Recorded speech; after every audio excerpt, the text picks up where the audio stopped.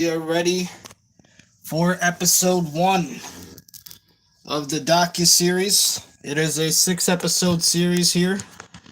Let me position the camera for you guys.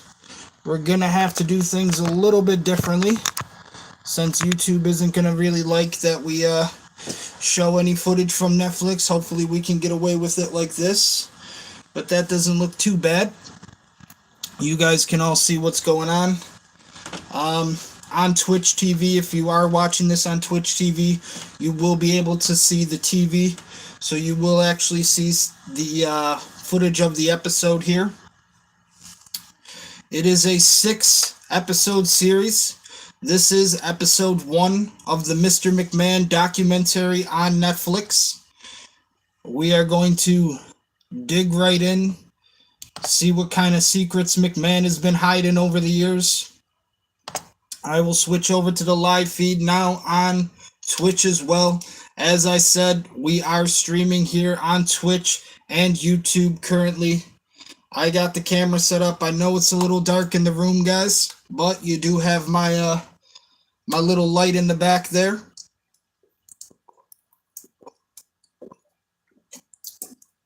Take a sip of the brisk.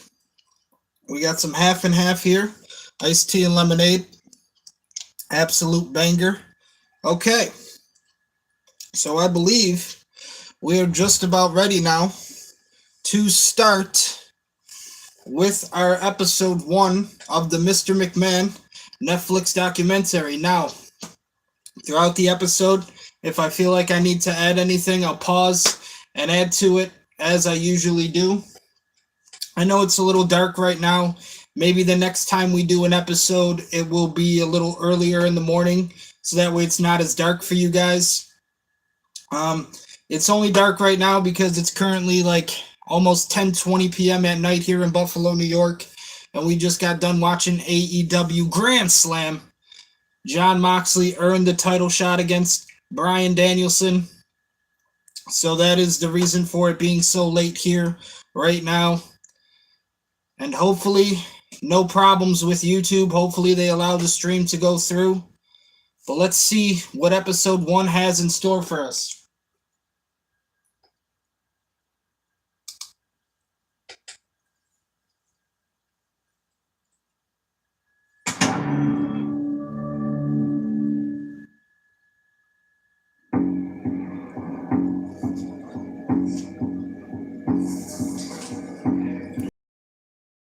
Camera here, so it picks up some of my volume. This is currently 2021. Oh shit, they got Linda McMahon too, chat. Addressing everything to you. Okay. I think it's gotta go that way. Wow, it looks like they got Linda McMahon, Shane, Stephanie, Triple H, Paul Levesque, obviously. Hulk Hogan is also going to be adding some information to this documentary. You know, it's kind of really crazy to mention some of those names because if you know anything about Mr. McMahon, Linda McMahon absolutely fucking hates him. Shane McMahon wanted nothing to do with the WWE whatsoever. That's why he was always in and out during his entire wrestling career. And if you Google Shane McMahon, he doesn't even come up as a pro wrestler. He comes up as a businessman. That is what Shane McMahon does best. He conducts business. He was always in and out of the WWE, never really wanted to be fully behind it. And that is partially the reason why Vince McMahon handed over control to his daughter Stephanie and Triple H Paul Levesque. Now, Vince McMahon even said himself, if any of his kids were going to be the future of his lineage, it would probably be Stephanie because she had the most passion for the pro wrestling business. And that is exactly what happened. Now, Triple H and Stephanie McMahon are pretty much in the position that Vince once was. Well,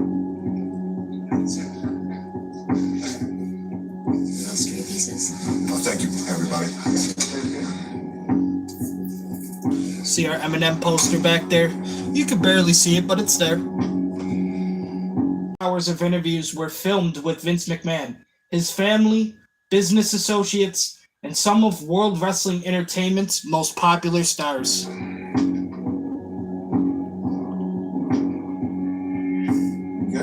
not good, I guess. Where are we? What are we doing? Well, I'm talking about me, which I have never done before. I don't like talking about me. You know, I'm talking about everybody else. I'm cool with, I can go perform, but this is like very strange, a little different, me talking about me. Larger than life, Vince McMahon, more famous than some of the wrestling stars he helped create. McMahon has been called the P.T. Barnum of wrestling, building WWE into an international billion-dollar business. He's also an on-screen presence as the billionaire bad guy boss. For a long period of time, people wondered who I really am. You know, the portrayal of me, I'm a bad guy. But no one really knows me.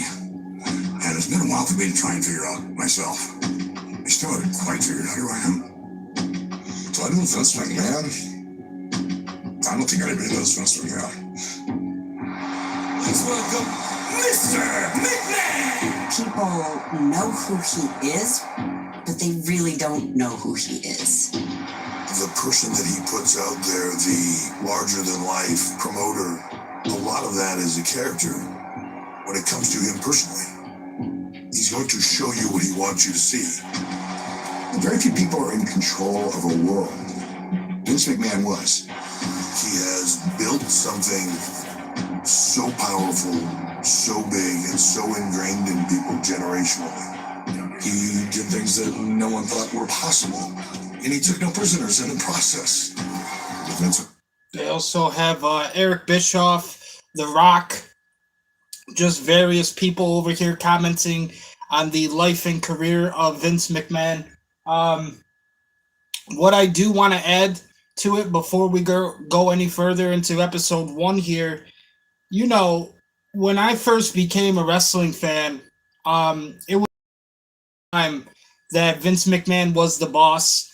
I had pretty much started watching professional wrestling, especially the WWF at the time, WWE now, to how most of you know it modern day. I pretty much started watching around the Attitude Era, okay? Vince McMahon had a rivalry with one of the most popular characters in wrestling, Stone Cold Steve Austin. Now, that was a time where it was very clear that Vince McMahon was the boss of the WWF. He made it part of his character that he was the kind of the dictator style boss, the evil genius, the I guess you could say just the overall gear that made the WWF work. And for me, when I did more research and I found out more about the history of the WWF and the WWE, it became very clear at the start of WWF's inception that Vince McMahon did not want to be known as the boss. Behind the scenes, people did not know he was the boss. Obviously, professional wrestling in the 70s and the 80s, pretty much throughout some of the early 90s, you know, people really had no idea what was happening behind the scenes. That's kind of how I like pro wrestling to be, is where not everybody thinks they're a fucking expert, because they aren't. They do not get paid the money that the people who actually get paid to work for the company do. And also, you know, I preferred it when it was more mystery than actually everybody trying to know everything and trying to be an expert. I liked when there was a time of mystery in pro wrestling. I liked, you know, you would have characters like Vince McMahon, who behind the scenes was the actual boss of the company, but didn't want that to be known to the people watching. He didn't want it to be known to the fans. The fans watching WWF at the time really had no idea that he was the owner. And again, I'm talking about in the 70s, the 80s, and even the early 90s, right up to about like maybe 94, 95. You know, Vince McMahon, he really started to come out and show people to, you know, make that idea, just that fact known more when the situations were happening with Bret the Hitman Hart and stuff with Shawn Michaels. that's really the first time that people got to discover Vince McMahon as the boss of the WWF, modern day WWE. So, you know, like I said, 70s, 80s, even early 90s, right up to about like 94, 95. I mean, people had no idea, you know, that he was the actual boss. Now it's pretty much a well-known fact. Obviously, he has stepped down in recent years, and he's handed that position and the power over to his daughter and son-in-law, Stephanie McMahon and Triple H, Paul Levesque. Man, he comes as advertised. And what you expect, that's exactly what you're going to get. I love Vince, and I have a lot of respect for him. And he was a guy that often lied to me and let me down with his lies. They even got Bret Hart. Holy shit, they got Bret Hart. I mean, you know, it obviously it's no strange fact either that Bret Hart has kind of forgiven a lot of the stuff that's happened in the past. I think Bret Hart holds a lot more grudge against you know, like he said, he was lied to a lot of his career. He was, you know, kind of thrown under the bus a lot in his career. And it's unfortunate because Bret the Hitman Hart is but Bret Hart WWF, I think if things actually would have worked out for him, he would have never made the decision to actually transfer over to WCW and get his fucking career ended by Bill Goldberg. But one thing that I just want to add too before we go any further, I think it's amazing some of the people they got for this, because Hulk Hogan absolutely fucking hated Vince McMahon at one point. Again, another reason why he transitioned over to WCW. Bret Hart absolutely fucking hated Vince McMahon. He kind of squashed that beef around 2009, 2010, I believe, when he came back for his match with Vince McMahon at a WrestleMania. Which was pretty but you know, I think Bret Hart has kind of thrown the water under the bridge and just said, you know, things happened and they turned out really the way that nobody really wanted them to.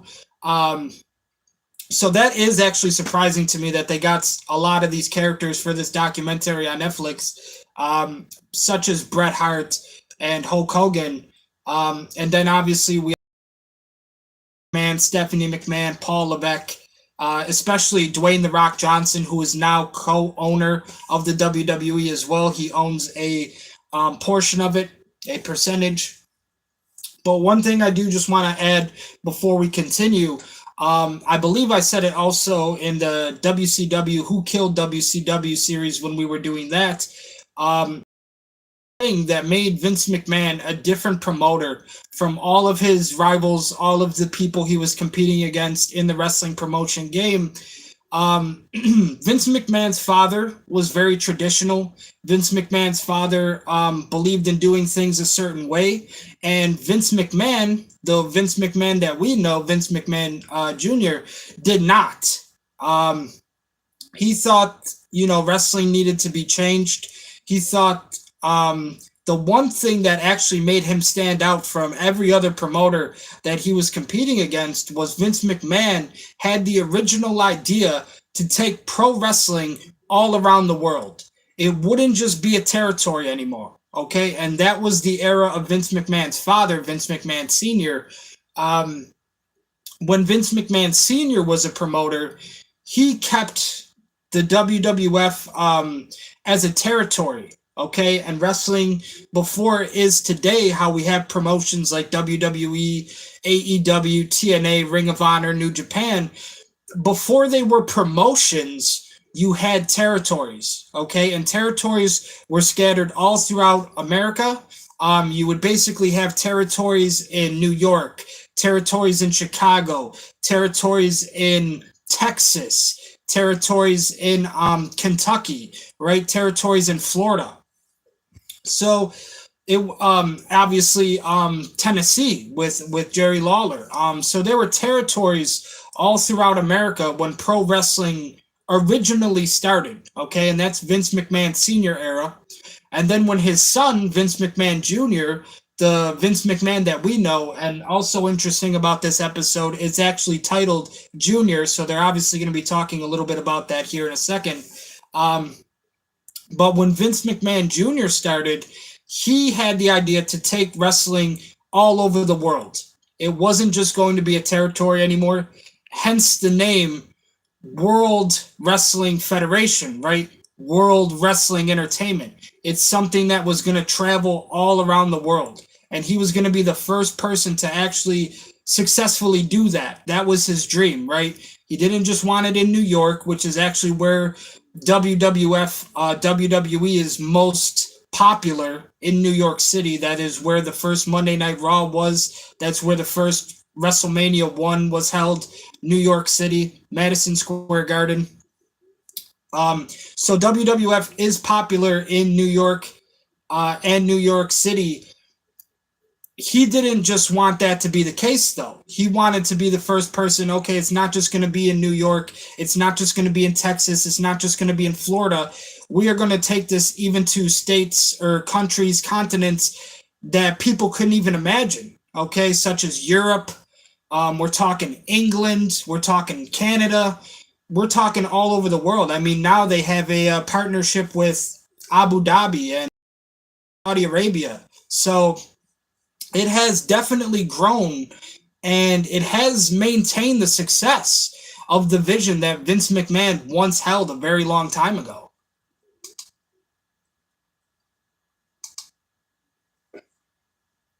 Often lied to me and let me down with his lies. Do you think your dad gets a bad rap? I think my dad gets the rap that he wants.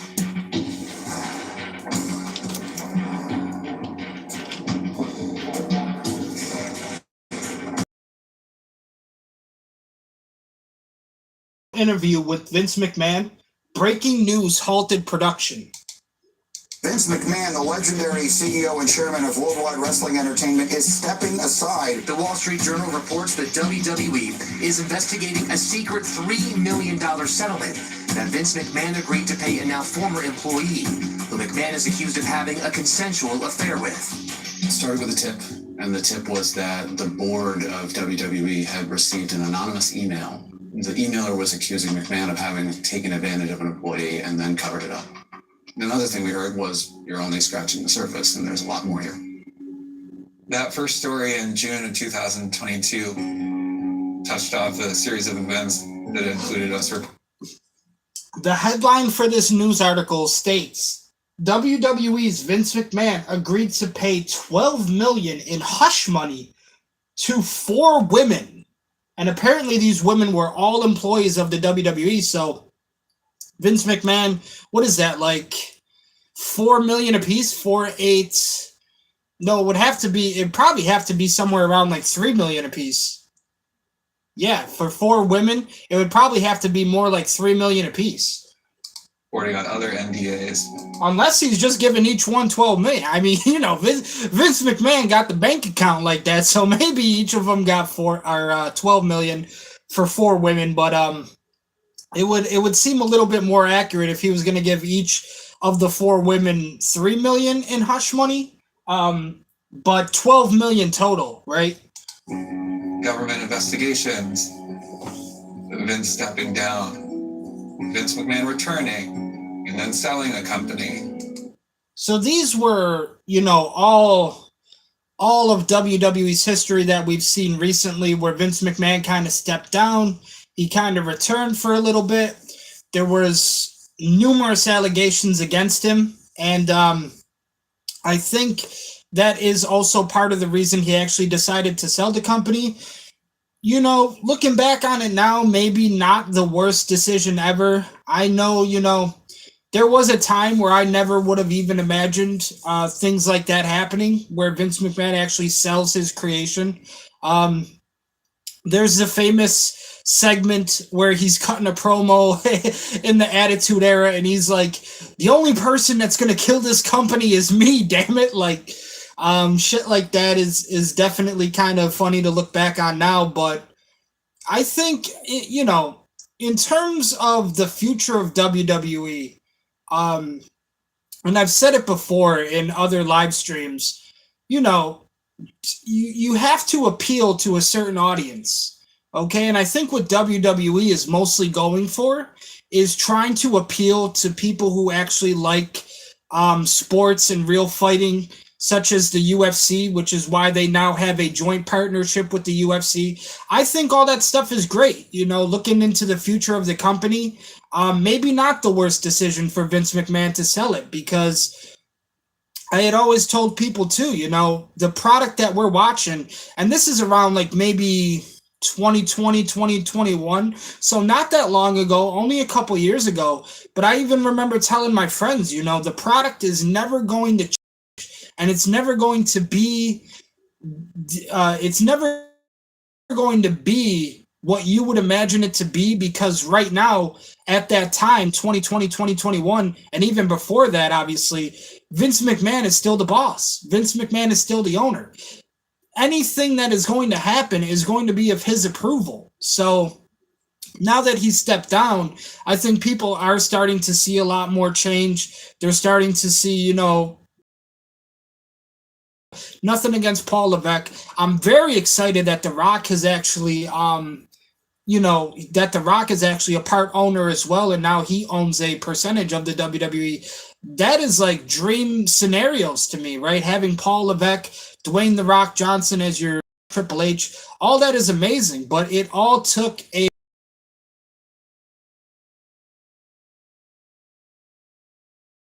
everything that happened is, I think, now for the benefit of the future. Okay, Vince McMahon selling it, and it says here he's looking to sell WWE for $9 billion. I'm not exactly sure what the amount was. I can't the amount off the top of my head right now, but I know he definitely sold it for like $9 billion, maybe even $12 billion. He got billions of dollars for selling WWE, and again, he didn't necessarily sell it to the wrong owners, because now they have the partnership with the UFC. Like I said, it's all in pro wrestling. It's all about knowing what type of audience you're going to market to.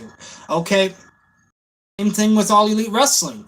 AEW and Tony Khan want to market to the NFL, okay, and football fans, okay. In WWE, they want to market to real fighting fans like boxing and UFC, mixed martial arts style of fighting. So it makes a lot of sense why, WWE and UFC are partners now. I mean, they'll do events where WWE one night is headlining and they put on an event, and then the next night UFC will headline and they'll put on an event. Great partnership. Dana White was never a fan of Vince McMahon. I probably can assume that Dana White may be more of a fan of Triple H. Hopefully he is. But honestly, when we do talk about Vince McMahon selling the company, especially for like whatever it was, $9 billion, $12 billion, $20 billion, he sold it to people who he thought would be best for the future.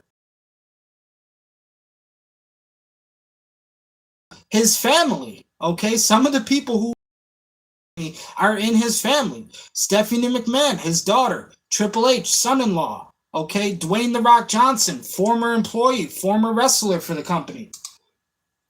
So he sold it to people he thought would benefit the future of the brand. And then a lawsuit against him that contained some of the most graphic details imaginable. The WWE mogul resigning on former employee filed a lawsuit accusing him of subjecting her to, quote, countless depraved and humiliating acts.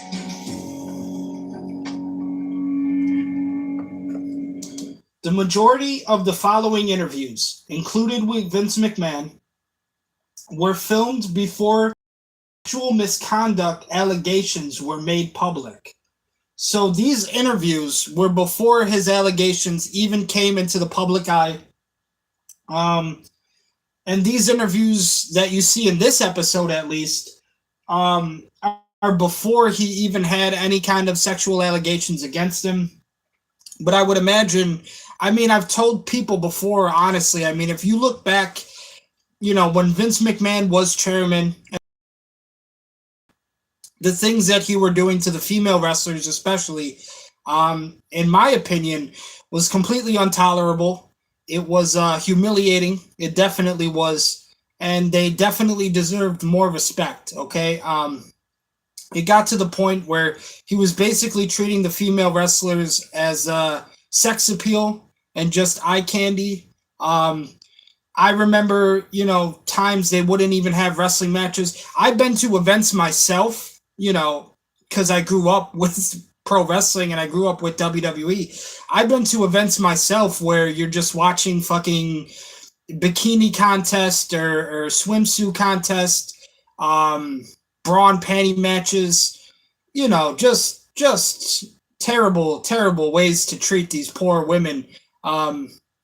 Definitely it's better now that they actually are treated more as pro wrestlers and actual human beings, at least. But I think for the one event I remember specifically, like, it was just like contest, like what diva was wearing the best lingerie, and sends like damn near the entire SmackDown women's roster out there, the Raw roster, and it's like 8-10 girls in just lingerie, and the fans get to vote who is the best lingerie. That's the match, right?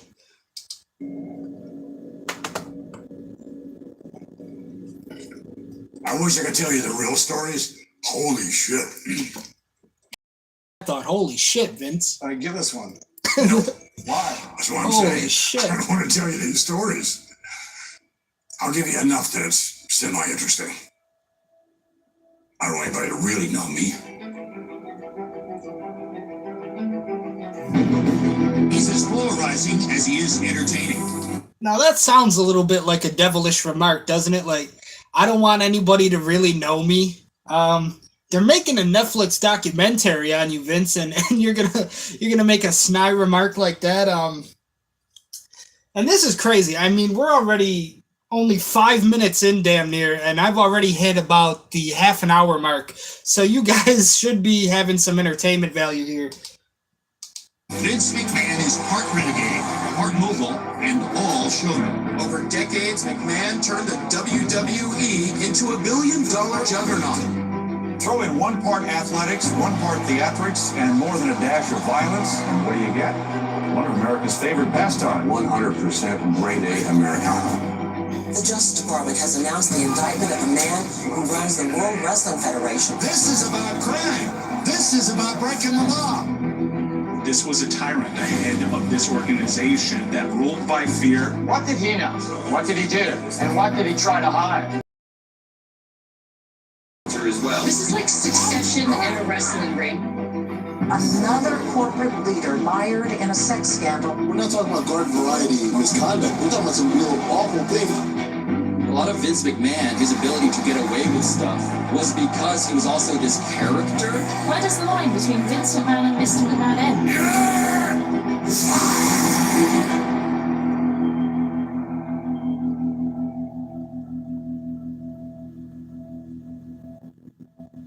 Episode 1, Junior. Well, the first thing I need to tell you is you're not going to totally understand what happened or what is, because you have to live it to comprehend it. You're only going to know what they tell you. So I just know this business, so you're not going to get, the whole enchilada.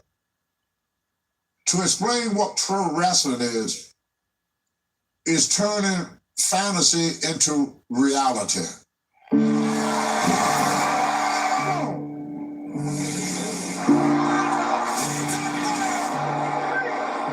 remember guys go, why do you watch that bullshit wrestling? It's on, none of it's real. Who cares? It's just phony wrestling. It's like, Words of Bret the Hitman Hart, where even much of his life growing up, he was criticized for being a pro wrestling fan. This is somebody who grew up in one of the greatest, if not the greatest, wrestling family of all time. Trained in the Hart Dungeon, right? Him and his brother Owen were absolutely phenomenal in-ring performers. And even my life, I was criticized the entire time for being a pro wrestling fan.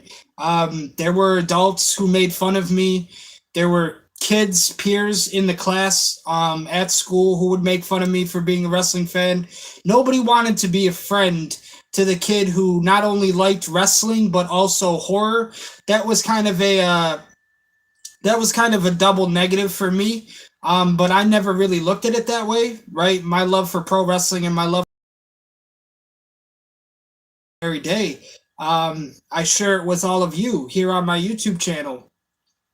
And even especially on Twitch here, we're streaming on both platforms. But, you know, I remember countless times where, you know, they'd tell me, you know, John Cena, even for example, like John Cena isn't a real athlete. John Cena doesn't actually, you know, win championships. He's not a real champion. Shit like that. And, you know, it's like looking back on it now, John Cena is actually in Hollywood doing things that he loves to do.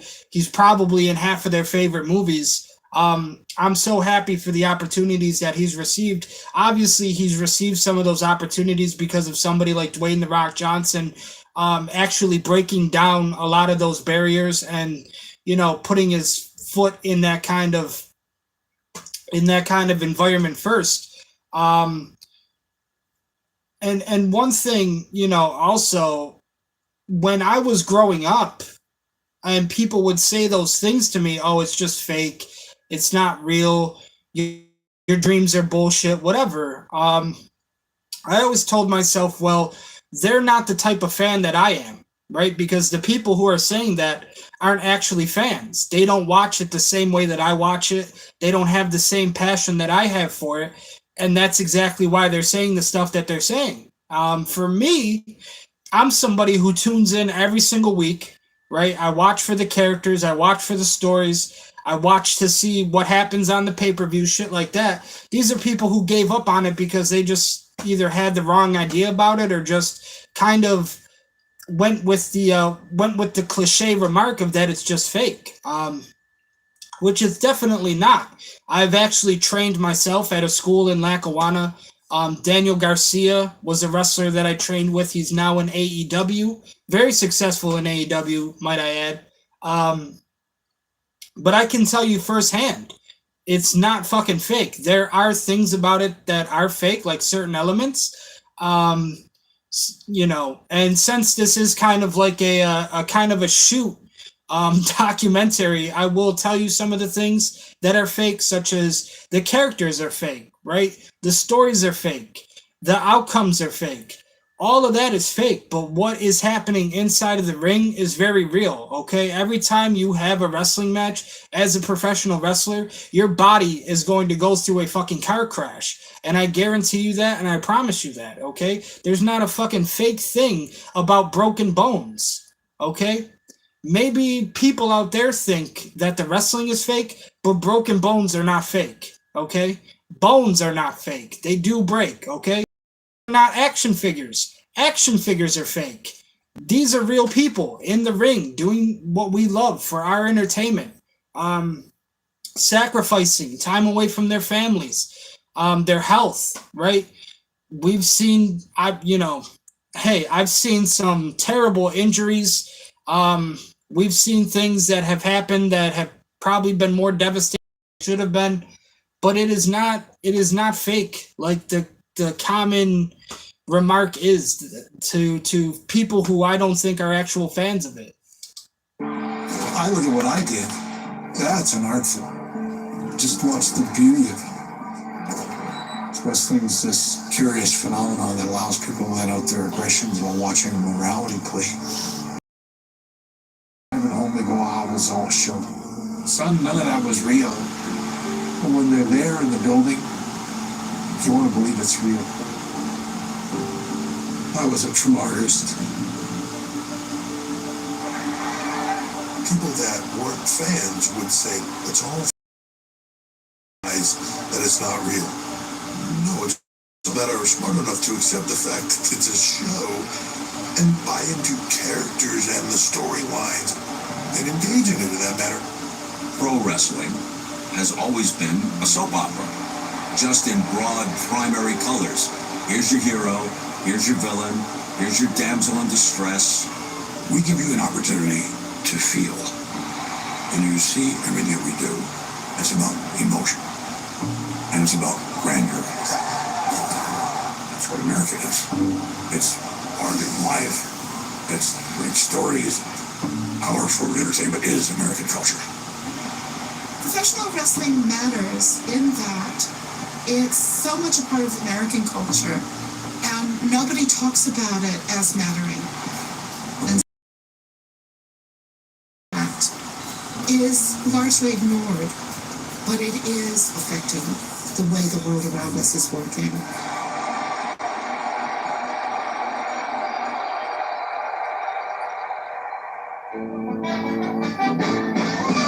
We're going to have to swing down to Phoenix to do some PR for March 31st. This is 39-year-old Vince McMahon, a third 1985, 39-year-old Vince McMahon. generation wrestling promoter, sometime announcer, and the force behind the WWF. One day, we hope to be recognized as the premier source of sports entertainment in the world today. I got my start in the business because of my dad. My dad was considered the best promoter in the business. I first met Vince McMahon Sr. in Madison Square Garden when I was 15 years old. He looked and presented himself like the Pope of Madison Square Garden. When I was growing up, I didn't know that my last name was McMahon until I met my dad when I was 12 years old. Before that, I grew up in a trailer park with my mom and this certain stepfather who was abusive. I got the crap beat out of me on almost a daily basis. You just live with it until you get out of it. When all that, physical abuse and everything was happening, never heard a word from my dad. I saw my dad for the first time. It's almost like my dad had a glow about him. I ran up to him, open arms, expecting to have this big hug. And I got on the back time, I think, going, that was a little bit different. But nonetheless, I sort of fell in love with him right away. Now, Vince McMahon is obviously here talking about what he learned from his father, how Vince McMahon Jr. himself became a promoter because of his father. And really, Vince McMahon fell in love with pro wrestling all because of his father being a promoter as well.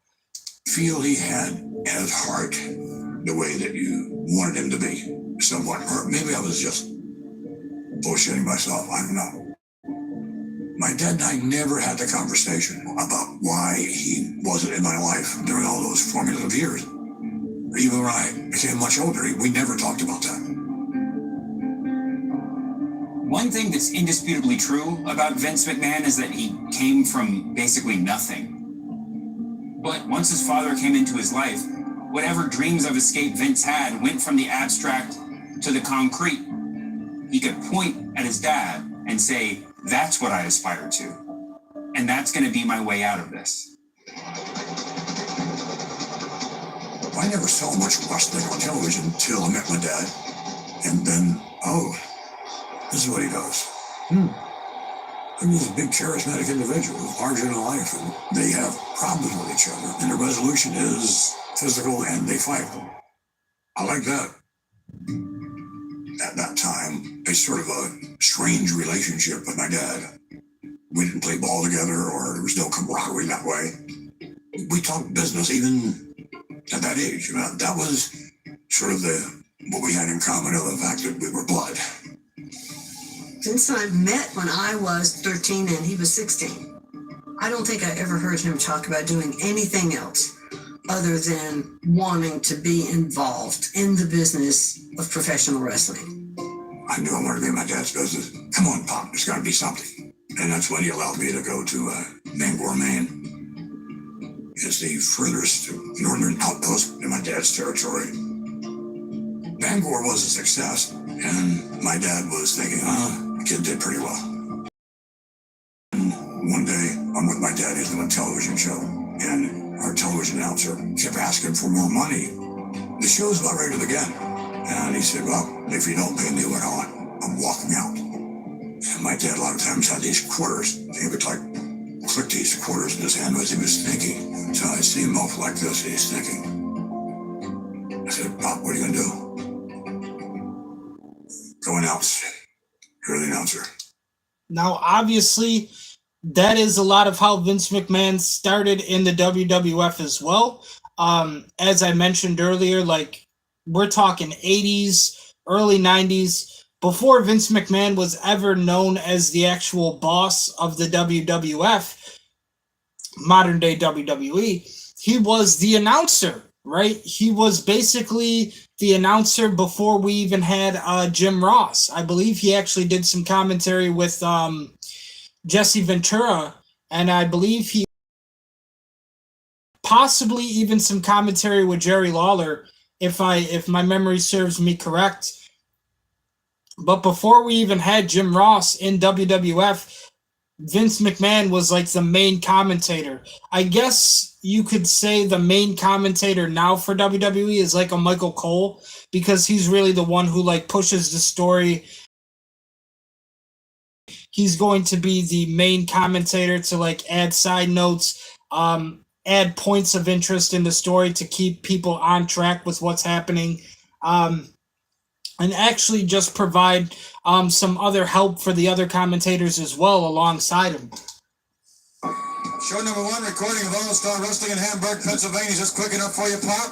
Slated to play, just roll it, Daddy. Hello, everybody. My name is Vince McMahon. So I start trying to BS my way through as an announcer. Bobo Lito's neck muscles, big biceps, a great athlete, and really, indeed, not to belabor a point, but it is indeed nice to have you back here this week. Vince was a horrible commentator.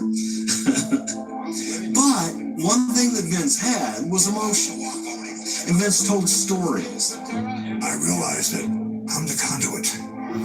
I have to translate to the audience what's going on in the ring. Here's the story that's being told. Zbyszko is facing a legend. Our business is no different than a play, a movie, books. It's all the same. Okay, you have an environment, so we establish what that environment is. They've jam-packed this arena. The next thing you have to do is create some very interesting characters.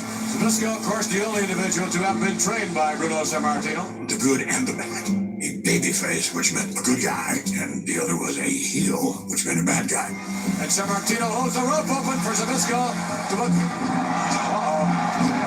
Now Vince McMahon here obviously explaining the fundamentals to being a commentator, especially for pro wrestling.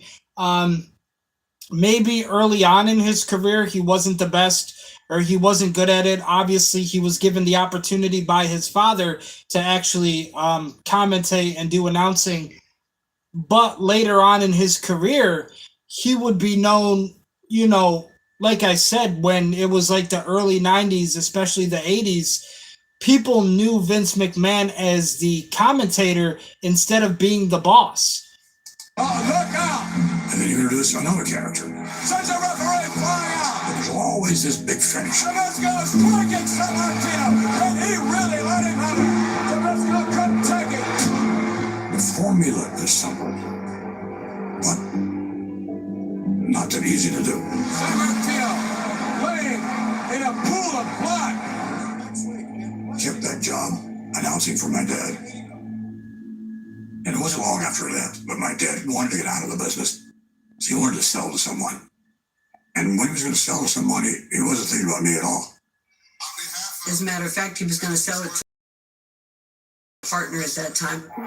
Monsoon, another one tapped out. Ollie's not finding his mark at all. When I joined the company, Gorilla Monsoon was the heir apparent. And I could feel the tension right away. Gorilla Monsoon thinks I'm competition. And boy, was he right. I was to buy my dad's business. He made a deal with me. I'll give you X number of dollars here, 3 months later those, 3 months later that, and then the final payment. And if I miss a payment, then you get the business back and keep the money. That appealed to my dad and appealed to his other stockholders because they're thinking, this kid's not going to make it.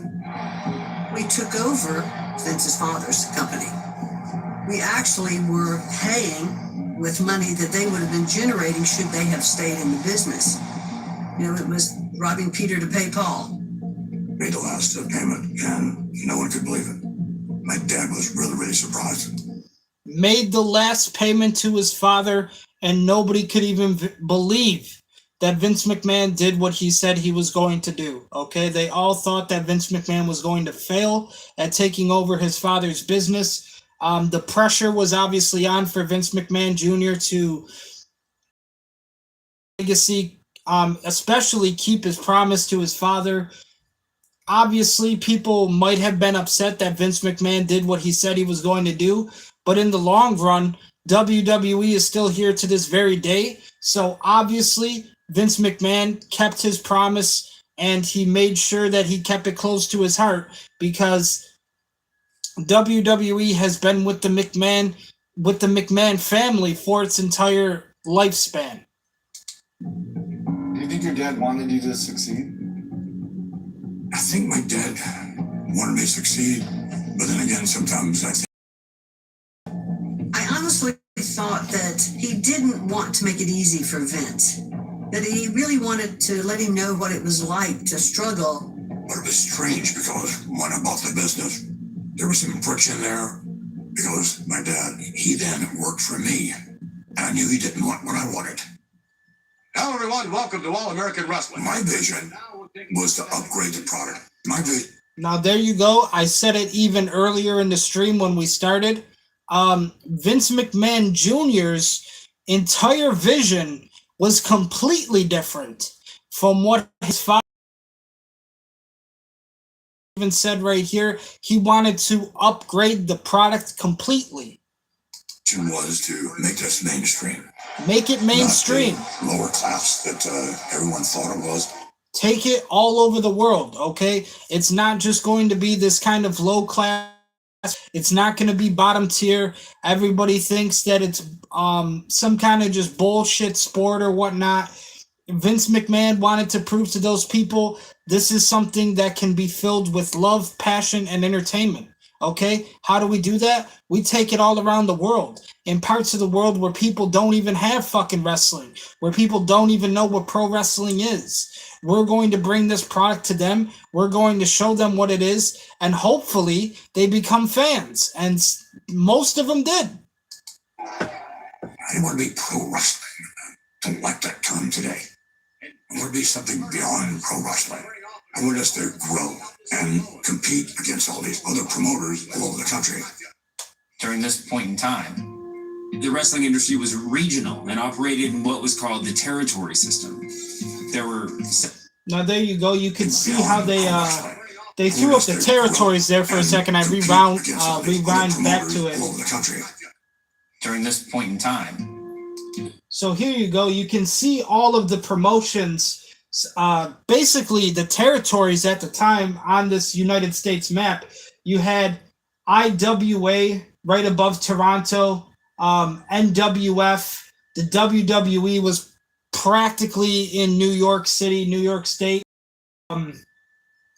Big Time Wrestling right next to that looks like a little bit of Detroit. It looks like the Michigan area. AWA right next to that looks like Chicago, the Illinois area. Underneath WWE, you had Mid-Atlantic, which would have been like Memphis and the Tennessee area. Below that, you have the Continental, which is like Georgia and Florida. And then, of course, getting into more of those southern states, you have the Mid-South promotions, Mid-America, Memphis, ECW. Obviously, ECW, it worked its way up to Philadelphia and Pennsylvania. That's where it pretty much became famous. But before that, it was a little bit. It looks like it was a little bit west of that. WWA next to that. St. Louis was had a territory. The Control States.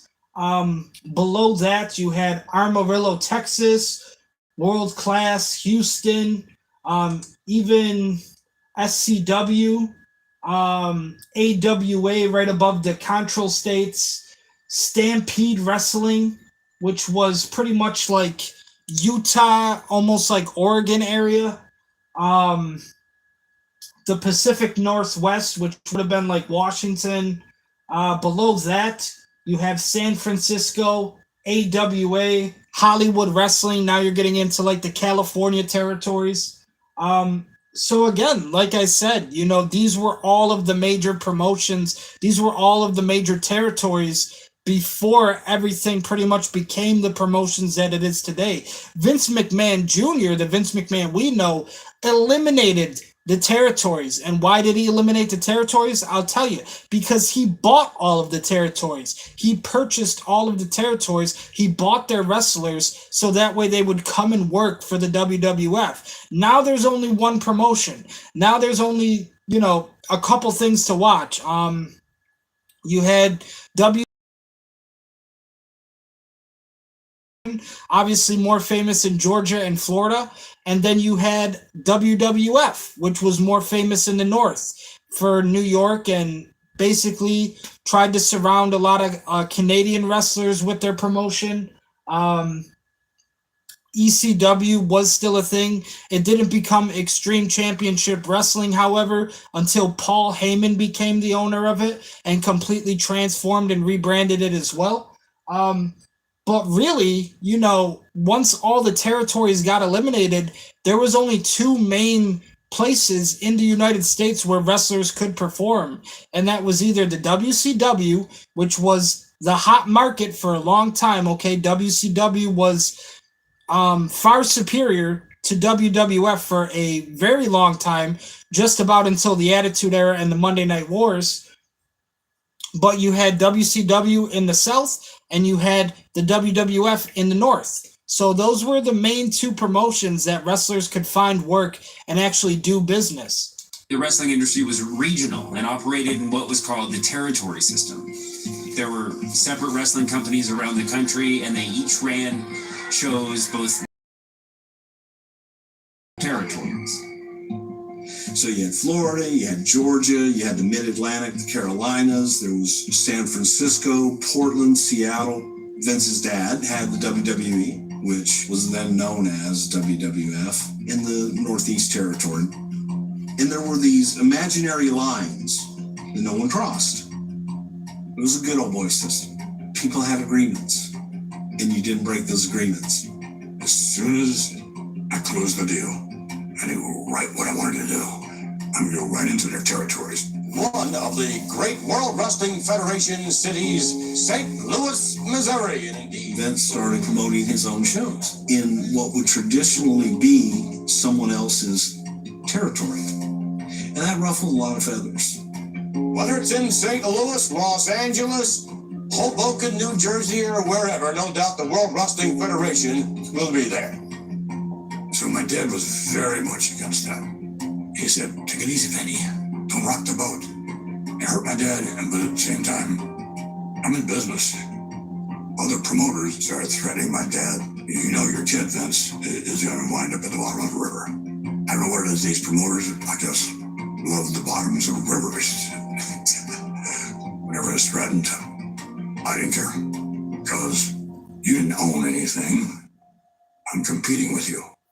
Back with you here on All Star Wrestling, and joining me now, former 9-time heavyweight champion of the world, Vern Gagne. And I worked for Vern Gagne in the AWA. And as far as Vern Gagne was concerned, Vince was Satan. He was the devil. He came in and ruined all the territories. In a moment, we'll take you to Tampa, Florida. Once they made their national expansion and started shattering the territory mold, so many of the top talent who were really fixtures in other territories decided to take a better opportunity with Vince McMahon and the WWE. Our talent were making so much money. Other talents. It's a virtual flood of wrestling talent into the World Wrestling Federation, the likes of which we've never seen before. If you really look at what he did, he was quite cutthroat. He basically went into almost every territory and bought out their top guys. Then he would go back to their town with the 3 or 4 guys that he stole from there. So right there, you have the confirmation that it was wrestling territories when Vince McMahon Jr. came into power with the WWF. AWA was one of the stronger territories. They showed up on the screen there that they had about 3 territories under their control with AWA brand alone.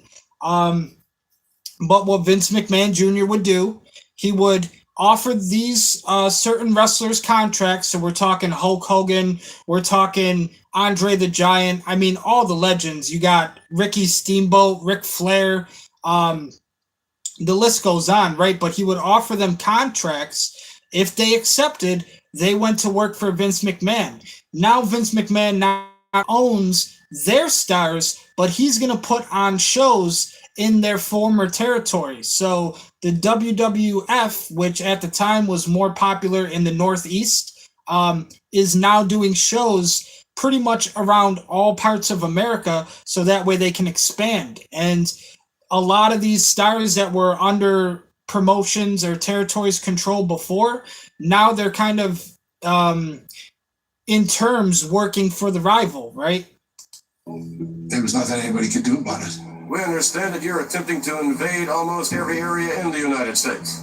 That's right. Most wrestlers that work for Vince came somewhere else, and somebody else did the hard work to make that person who they were. And one Roddy Piper, phone call, they ran and left Sergeant Slaughter. That guy standing in the dust, just like he did with me. Well, I can make you more money here. Tony Atlas even saying himself, "Hey, come." Vince McMahon offered him the contract. Hey, come work for me. You can make way more money with the WWF than you would work in that small territory. That was the promise. It's a dog-eat-dog world, and you have to get your bite out of it. It was one of those things where I'm not taking anything away from anyone. I'm building. And if you can't compete with me, it's America. Tough. There's no doubt that the popularity of the World Wrestling Federation continues by leaps and bounds. And at that time, I'm competing with all these promoters successfully. So I then said, okay, now I can do things my way. My dad chose Bob Backlund as a champion. I love the travel, I love the fans, I love wrestling. And I mentioned earlier that I did train at a wrestling school here in Buffalo, more specifically in South Buffalo with Lackawanna. They're talking about Bob Backlund now. I actually trained with Bob Backlund's nephew, Aiden Backlund. So, Aiden, I hope you're doing really good for yourself. I hope you found yourself in pro wrestling. Bob Backlund, at one point, the WWE champion. Not more of the well-known champions unless you're from like the 80s era, kind of like early 90s. I know my brother obviously knows him a lot more than probably some of you watching these videos. But Bob Backlund, at one point WWE champion. I have even trained with his nephew, Aiden Backlund. Every minute of my life is a pleasure. He was the all-American boy, but a little too milquetoast. I was looking for someone that had more charisma. Look at that. Are you kidding me? Like, okay, there was Dusty Rhodes as a possibility. You can look up in this building in a matter of few hours when it's full, and you can see a black man and a white man eating out the same popcorn box. Woo! That's funky. That's the American dream. I had only ever been told by my father that he just didn't believe in it. It seemed too large of an endeavor. Dusty could not take advantage of the opportunity. And so I kept looking for someone that would charm you, someone that would excite you, someone who was larger than life. Now, Vince McMahon is talking about here how when he's building up his company, okay, when he's taking over all of these territories, when he's basically putting them all out of business as well, he needed a main character. He needed a WWE champion, just like you have throughout the entire history of the WWE. There's always been that one face that runs the place. It's a little interesting right there that Cody Rhodes actually got a chance to talk in this documentary, because Vince McMahon absolutely fucking hated Dusty Rhodes, and he stated that right there, that Dusty just didn't have the kind of persona, the kind of character that Vince McMahon was really craving at that time. But of course, Vince McMahon does land on a decision, and he does find himself a WWE champion, and not only a WWE champion, but somebody that can carry the company, that somebody can put that weight on their shoulders and represent the company the way Vince McMahon wants and the way that he wants the WWE to be perceived. This man is not a television illusion. And who do you think that man is? The first time I met Hulk Hogan. Hulk Hogan. Okay, Hulkamania. Running wild, brother. It is Hulk Hogan, the person that Vince McMahon essentially chooses over Dusty Rhodes. Some people may have hated it, but if you look back in the 80s, Hulk Hogan was pretty much fucking Superman. Okay? It was years before I bought my dad's business. Wow, what a physical specimen. And he was Sterling Golden. Sterling Golden. I mean, I've even said it myself that, Hulk Hogan was the face of the WWF in the 80s. With my generation, we had John Cena, and I feel like John Cena is probably more comparable to Hulk Hogan than any other superstar before him. I think John Cena is our generation's Hulk Hogan, because I couldn't never really see John Cena being the next Stone Cold. I couldn't really see John Cena being the next Dwayne The Rock Johnson. Can't really see John Cena being the next Undertaker. But if there was one superstar that I had to compare John Cena to the most, it is Hulk Hogan. I think John Cena is my generation's Hulk Hogan. My dad saw him and said, "Nah, that's not your name." And he changed it to Hulk Hogan. The Incredible Hulk Hogan. When they brought me up, they needed somebody the people thought could beat Andre the Giant, who was one of their big stars.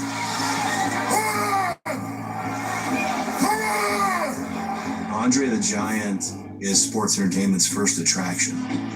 You could advertise Andre the Giant, and you could troll a house. Hulk Hogan going for the I was kind of like Andre's other half. We wrestled everywhere. Jay Stadium was sold out with me and Andre the Giant. So I was pretty well established. And one of the ways I would get established was to have these so-called TV matches.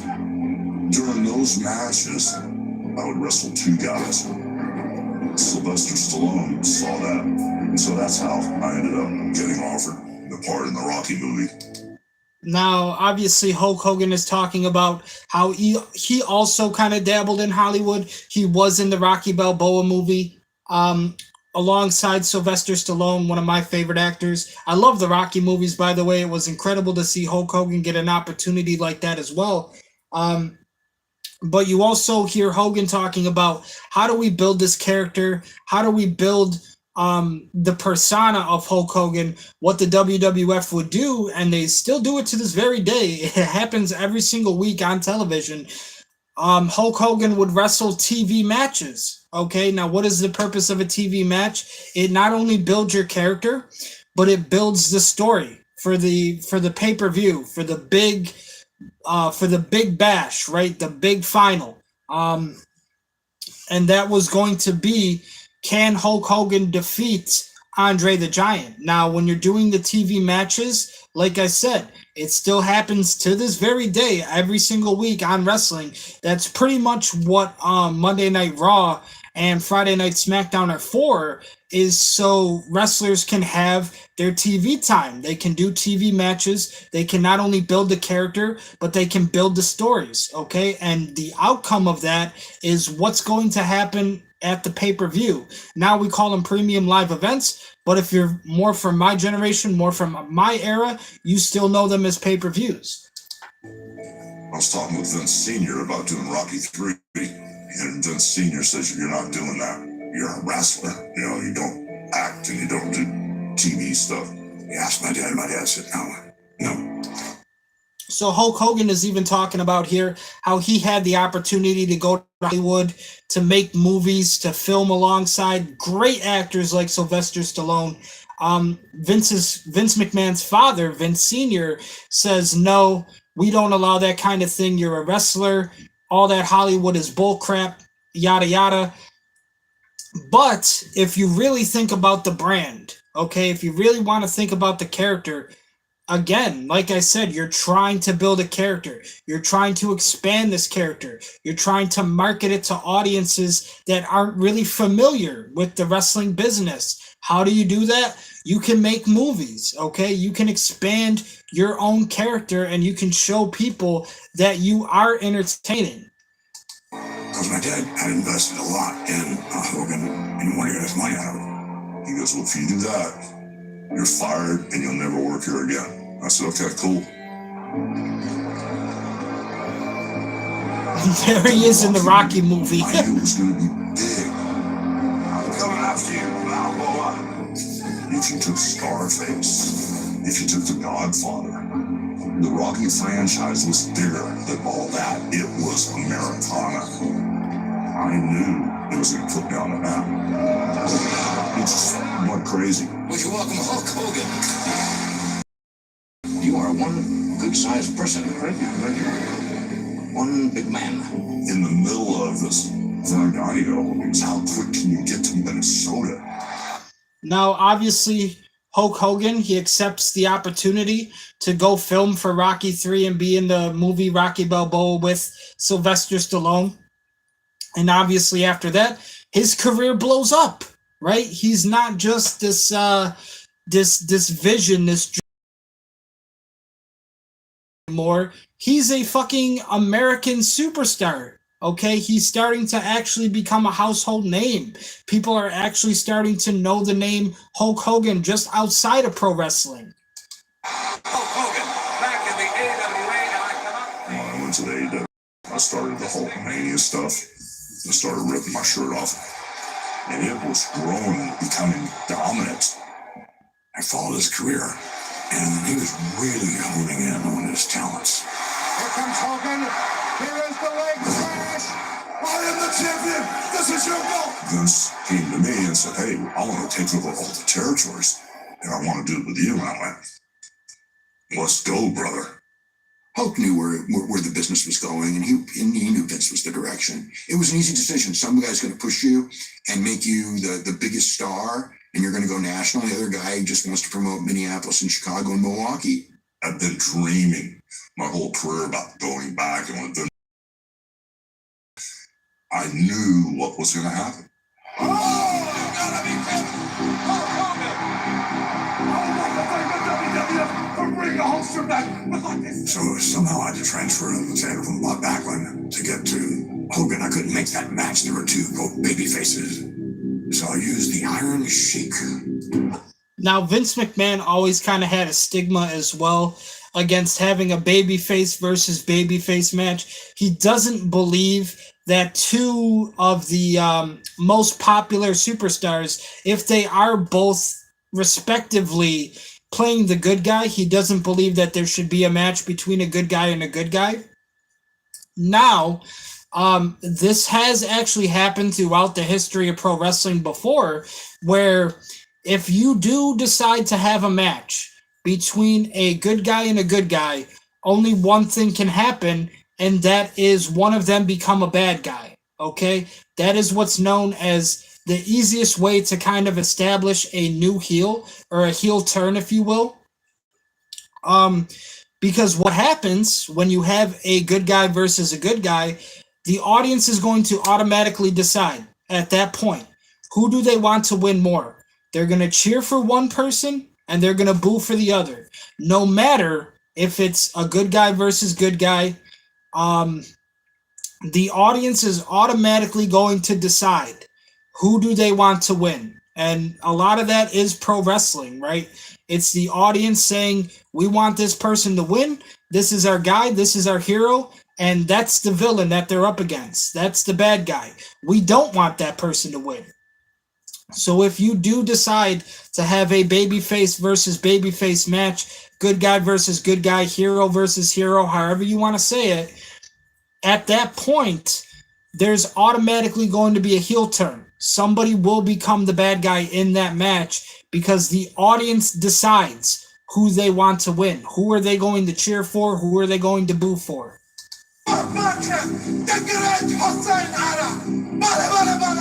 Now, Vince McMahon, obviously he didn't do that at the time, but he just believed that putting somebody like Hulk Hogan against the Iron Sheik was the appropriate business move. And again, we're talking about, this is like early 80s, going into like mid 80s. This is about 84. So around this time, are considered the bad guy. Around 84, going into 85, and even kind of like a little bit further down the line from that. But what was happening was they were trying to build Hulk Hogan as the hero against the villain, the Iron Sheik, foreign country, someone against America. And Hulk Hogan was being built up as the face of America in the WWF. The Iron Sheik from Iran was one of the most disliked individuals we've ever had as a heel in our company. There's a lot of nationalism there. I didn't even see Vince McMahon saying there was a lot of nationalism in America during the early 80s, going into mid 80s, 84, 85. It was America versus the foreign countries. And for years we had problems with Iran. The president met with the National Security Council in Washington about the fast-breaking developments in Iran. There was Americans that are being held in Iran. They talk about all of the problems that were centered around America versus foreign countries, specifically here with Iran, because that's where the Iron Sheik is from. But, you know, and this is before like modern day war in Iraq, war in Afghanistan, war. And this is American hostages were being held captive in Iran during the Cold War era. Every single day. So the Iron Sheik would be in the ring, waving the Iranian flag and all of that. And actually, I got a negative reaction. You look at what is happening and you try and tell a story off of that and have people be able to react in a way that they couldn't necessarily react in real life. Again, a lot of people do not like the Iron Sheik. You can't find an Iranian sheik walking down the street that you can boo and hiss at and you can see it. What are they chanting? Iran? I don't want to say it. So that was all a part of their marketing ploy, right? Bruce Pritchard just stated Americans couldn't just walk down the street, boo and talk shit to an Iranian civilian. There wasn't a whole lot of Iranian civilians in it. But where could you actually do something like that? You could go to a wrestling match. You could go to the WWF, watch a match where the Iron Sheik is going to get the crap beat out of him, and the American fans are going to want to see that more than anything because it's a hostile environment between America and Iran during this period of time. Okay, right now, all of the fans in the building are chanting, Iran sucks, while the Iron Sheik is out there having a match. It doesn't always age well, but look at the movies. Movies depicted Japan as the evil empire attacking America. And they said they even learned some of that strategy, some of that marketing strategy from movies, okay? What was a popular thing that had just happened a few years ago in the 50s? It was World War II. And who was the enemy in that for America? It was Japanese soldiers. It was Japan. They learned, you know, if movies are going to make stories about the enemy, okay, the enemy is considered to be Japan, which now tables have actually turned. Japan is actually one of our allies now, if we ever did have a World War III. But in World War II, movies specifically depicted Japanese soldiers and Japan as the enemy to America, because that's the way that it was in World War II. People wanted to go see movies about defeating the enemy. Everybody from Japan was not to be trusted. Germany. World War II again. Who were the enemies? The Germans from Germany and the Japanese from Japan. Now, like I said, the tables have turned. It's actually the other way around. Now, our allies are considered to be Germany and Japan, while the enemies are actually Russia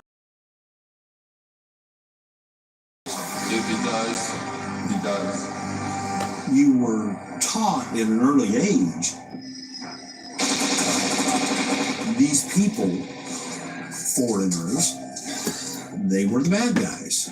From Russia. Right, wrong, indifferent. In that time, the bad guy was the Russian bad guy, the Japanese bad guy. And you had Nikolai Volkov, right, representing Russia in the WWF. You had Mr. Fuji representing Japan in the WWF. The Iron Sheik representing Iran in the WWF. All of those guys were considered the villain because they were foreign wrestlers. It was easy to understand. It's an imitation of the world. If you want to know what America is like, watch wrestling. We show you yourself. Tell me what wrestling you don't like. See? How come you don't like? He's from another country, man. From another country.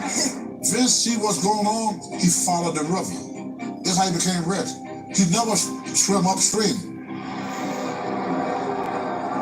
You can look back on anything and say, oh, I bet you regret that. Well, look back on, 10 years, 20 years, 5 years ago. Life was different then.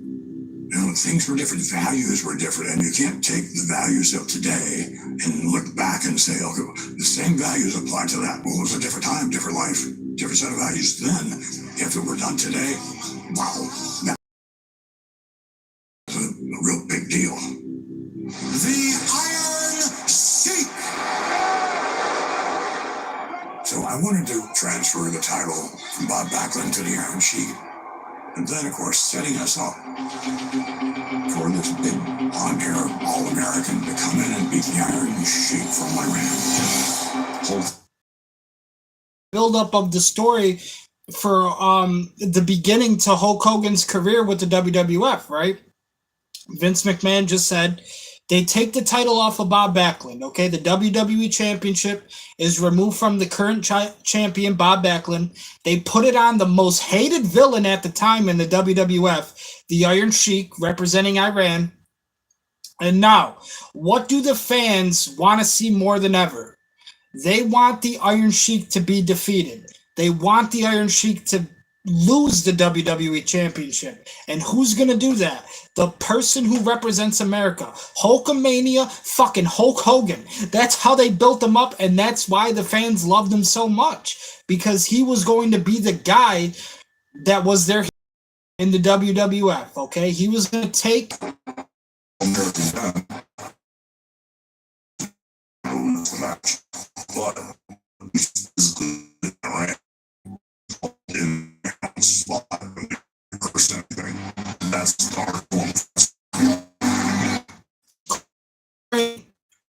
wrestling.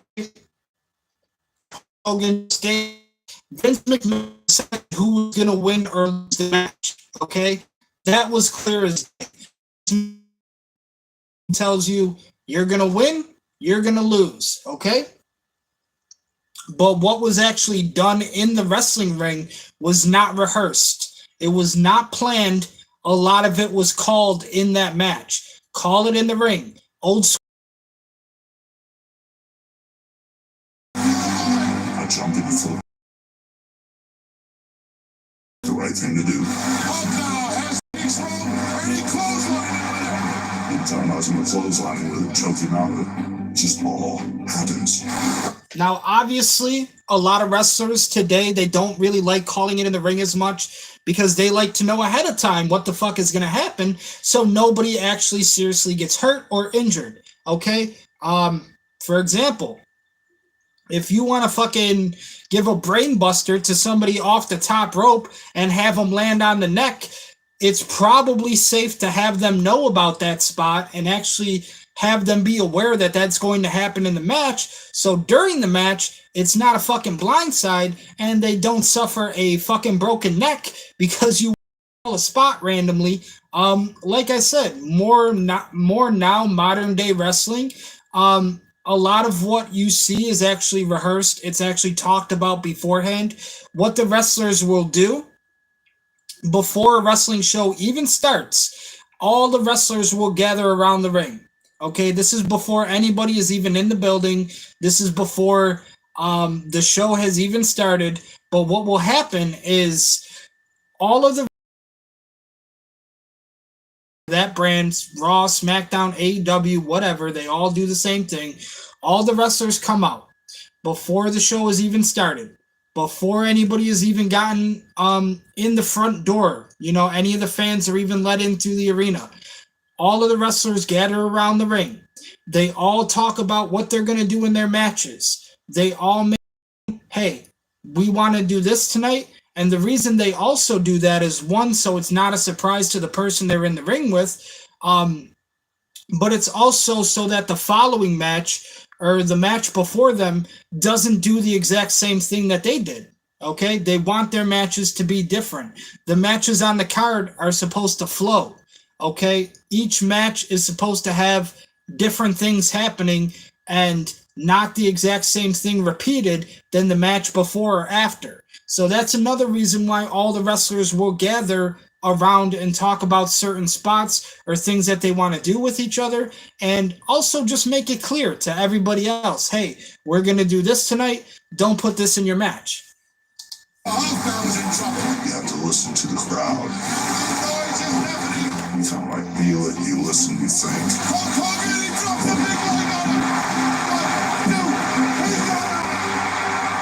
Hulk Hogan defeats the Iron Sheik. And even right here for this match, I mean, Hulk Hogan defeats the Iron Sheik in what is WWF's main city, New York. Okay, he defeats him at Madison Square Garden. And of course, the fans are going to go ballistic as soon as Hulk Hogan wins the match, because again, they wanted to see their hero defeat the villain. And Hulk Hogan does. He wins the WWF Championship at the time. And again, this was in WWF's main territory in New York, the Northeast, right? So he wins it at Madison Square Garden. And of course, everyone knows of Hulk Hogan. All WWF just stand behind the holster. And I told him I'd bring it home for the USA. Hulkamania is running worldwide. To put the belt on the Iron Sheik and then have the business direction that the belt's coming to me because we need a guy to be the foot ornament to take over the world, that was a business decision that Vince had to execute creatively. And it worked. Many fans feel that Hulk Hogan is perhaps the most exciting pro wrestling champion ever. You can't overemphasize the importance of Hulk Hogan. You take Hulk Hogan out of the equation, I think Vince fails in his expansion. I'm relatively certain he fails in his expansion. Pro wrestling is a star-driven business, and the ability to make stars is what makes you popular. Vince was much better at making stars than all of these other promoters because his father was. Vince McMahon Sr. was really good at making the top guys come across like stars, which was more important than having good wrestling matches. That was Vince's strength because it was his father's strength. There is a point, and my dad told me he was proud of me. He said, you know what, Vinny? All these friends of mine, they're not really friends of mine, all these promoters I worked with all these years in their territories, you know what, fuck them. You're beating all of them. I'm proud of you for what you've done. Fuck them all. Fuck them all for what you've done. Vince McMahon finally gets some respect from his father, Vince Sr. Now, one of the things that they just said, also that I would like to talk about, what made Vince McMahon so successful with the WWF, he knew how to make people a star. He knew how to make them stars in the world of pro wrestling. And I know Vince McMahon hates that term pro wrestling, but that's what we're talking about here. At the end of the day, he knew how to make stars. They didn't have to go out there and have 5-star fucking matches. They didn't have to go out there and have 6-star greatest of all time fucking can never be topped at all kind of matches. At the end of the day, he just wanted stars to represent his company. Okay, and it's kind of the same way that it is today. I don't really think a lot of the matches in WWE are really up to the standards that, like, let's say an AEW or even a New Japan Pro Wrestling are doing. But compare the stars in the WWE, do they not seem bigger in magnitude, bigger in character than their counterparts on AEW and New Japan Pro Wrestling. Now, obviously, in Japan, they're going to have their own stars because it's again an entirely different country, and that's pretty much their celebrities over there. But you would definitely know more about, let's say compare Roman Reigns to Naito in NJPW, right? Who seems like the bigger star? Now, obviously, Naito considered a celebrity in Japan because he wrestles for that promotion. But over here in America, Roman Reigns is going to be the bigger star every time because Naito hasn't built himself up to the American audience. He hasn't built himself up to the WWE audience. Roman Reigns has. Roman Reigns has fucking records where his championship runs rival that of a Hulk Hogan, right? So it's almost like the same thing is being done today than it was many years ago, where in WWE, they don't really have matches that are going to be considered 5-star, 6-star, but they have the star ability. They have the star power, right? They have the roster that is going to make people go, well, that's better than what these guys are doing because they have more stars. Or, like I just said, for AEW, they might not have the star power, but and put on way fucking better matches than what is kind of currently happening in the WWE. I mean, they have 5-star, 6-star matches all the time. Wow. It's the first time my dad ever said anything like that he was on my side. Of course, he waited until I was a success, and maybe he felt that way all along, but he never told me. That was one of the biggest moments of my life. Looks like we got about 20 more minutes left in this episode 1. Until. I would like to have you all rise in a moment of silence for Mr. Vincent J. McMahon. Now, Vince's father, Vincent J. McMahon. Now they're going to talk about the death of Vince McMahon Sr., and this is what happens after his death at the age of 69. The day before he died, it was the only time that he told me that he loved me. But wow, he told me before he died. That felt so good.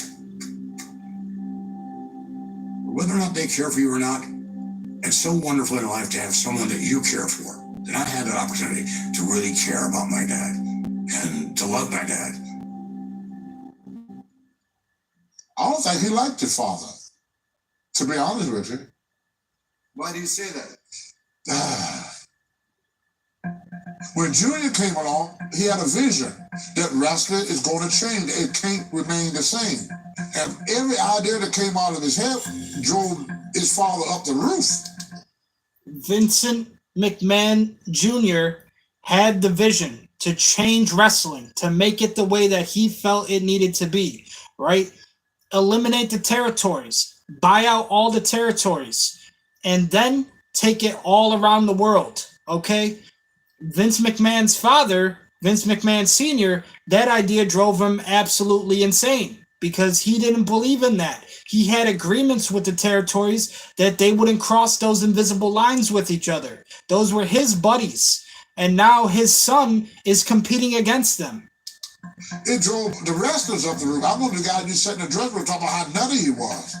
When Vince became the owner of the company, and he and his father started to clash, the clashes were mostly because of Vince Sr.'s lack of willingness to accept where the industry and the business.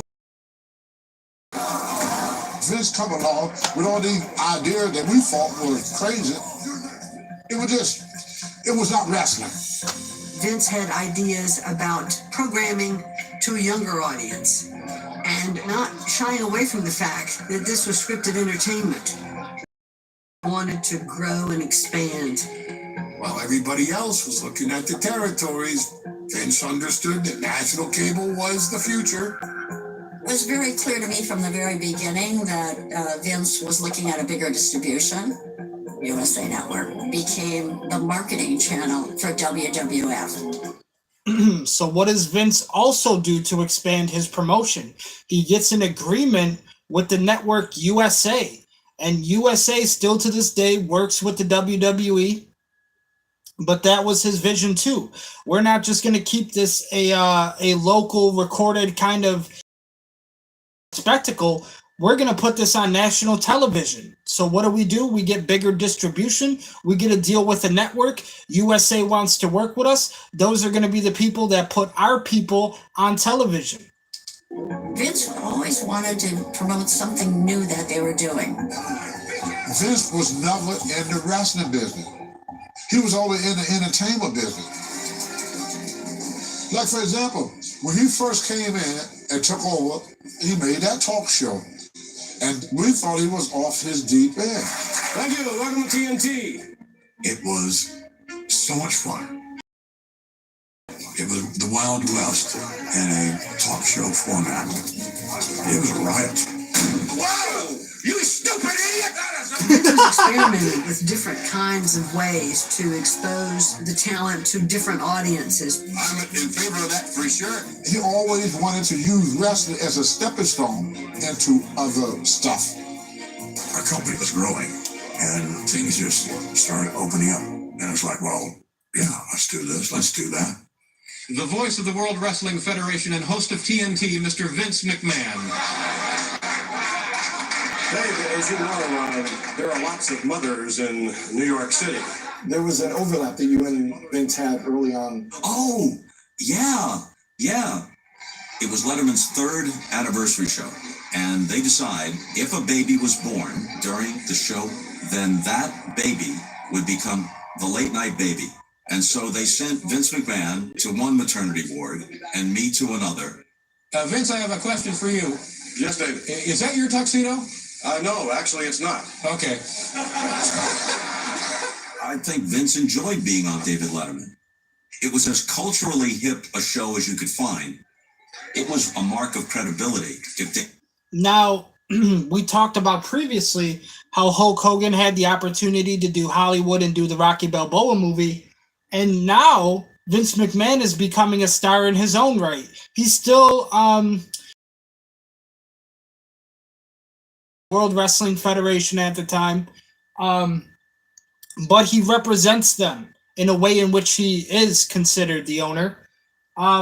And even he gets opportunities that are bigger than some of the wrestlers, where he gets to appear on talk shows like David Letterman. And this is in David Letterman's 3rd anniversary for the Letterman Late Night with Letterman.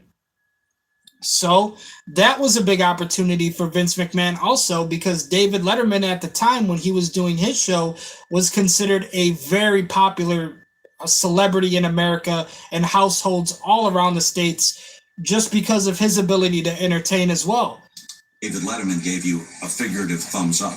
I have a question for you, Larry. Is that your tux? No, it's not. All right. Thank you. Vince always looked at how could he aspects of the world of entertainment. How can we co-brand with something and make both of our brands bigger and stronger? Hi, you're listening to MTV, Music Television, and I'm Cyndi Lauper. Now they're about to bring out Cyndi Lauper. Stating is that basically Vince McMahon wanted to bring on celebrities who were celebrities in America. He wanted them to be on his show now, okay? He wanted Muhammad Ali. He wanted Cyndi Lauper. Girls, they want to have fun, right? He wanted to bring the most popular stars in America at the time to his platform so people could, add more focus to it. They could see that, this is entertaining. This is something that is enjoyed by different kind of communities, different kind of cultures, right? MTV had the biggest star at the time, Cyndi Lauper, and Vince McMahon was able to get her to agree to do some segments with the WWF. Cyndi Lauper was on MTV at that time, and she was a huge. Uninitiated, this is Cyndi Lauper, whose debut album She's So Unusual placed 4 singles in the top 5. Cyndi Lauper, 4 singles in the top 5. On the video for one of them, Girls Just Want to Have Fun, Captain Lou Cindy's father. Cyndi Lauper met Captain Lou Albano on a plane and just felt that there could be some connection. Heavy metal wrestling goes. Heavy metal. There's an opportunity to grow our businesses, both of us.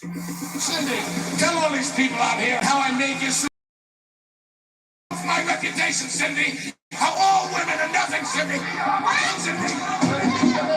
Cindy was associated with us, and that made MTV think, well, okay, here's Cindy, she's going into this other genre.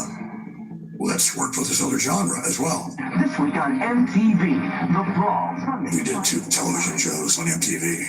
Got great ratings for MTV. Vince McMahon would try to incorporate himself into other networks as well, such as MTV. I do remember Vince McMahon saying if USA wasn't going to accept him, there was only a couple other options at the time, which would have been TNT, Turner Broadcasting, or something like an MTV. And here you can hear him talking about his endeavors with MTV and how he had the opportunity to do some to put on some shows a couple nights a week for the MTV program. And it was a great storyline. I challenge you, you fat bag of win.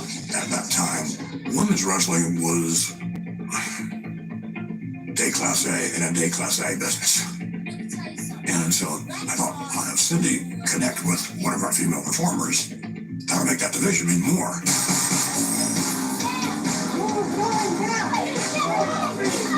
Wendy Richter was the choice to represent Cindy. I just got a call from her out of the blue asking if I could represent her in the ring. And I said, sure.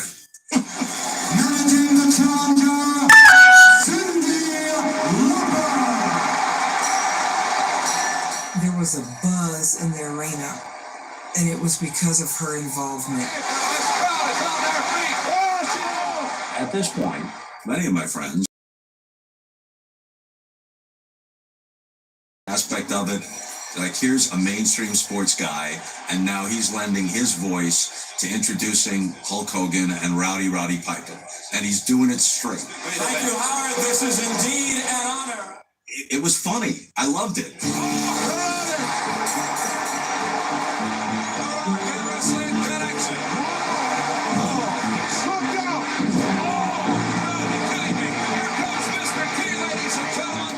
They got Mr. T, right? Mr. Again, another popular celebrity in America, Mr. T. They put him with Hulk Hogan. And that was pretty much the first build-up to WrestleMania 1. I had made friends with Mr. T. It was going to be at WrestleMania 1, Madison Square Garden. It was going to be the main event of Mr. T and Hulk Hogan in a tag team match versus Rowdy Piper and Cowboy Bob Orton. Mr. T was white hot at the time, just really on fire. So you bring the celebrity into our world. It's also kind of interesting looking back on it now how both Mr. T and Hulk Hogan were both in Rocky Balboa movies before actually even teaming together in a WWF ring. It kind of reminds me a little bit of The Rock and John Cena, how they both are now partners with the DC Universe, The Rock being Black Adam and John Cena being Peacemaker. But it almost kind of feels like they're trying to, DC Universe is kind of trying to build their own WrestleMania between The Rock and John Cena in a way. But it's really interesting to me how I just, that I can talk about it now with you guys, how Mr. T and Hulk Hogan were both in Rocky Balboa movies before they even teamed together in WWF for WrestleMania 1.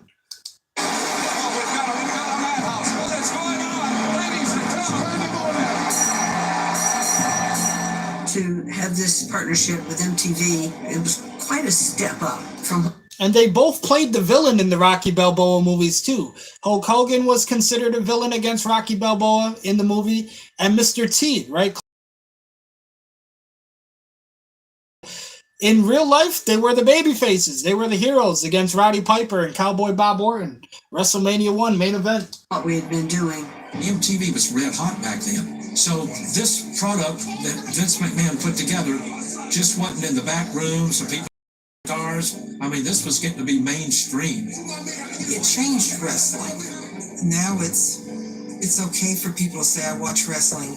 Andy Warhol, your impressions of what took place earlier on here. I'm speechless. It's just so exciting. I just don't know what to say. I don't think it's over. I think we have just seen the tip of the iceberg. At that time, the business was growing leaps and bounds, and I enjoyed putting in the work. But my wife finally, you need a vacation. So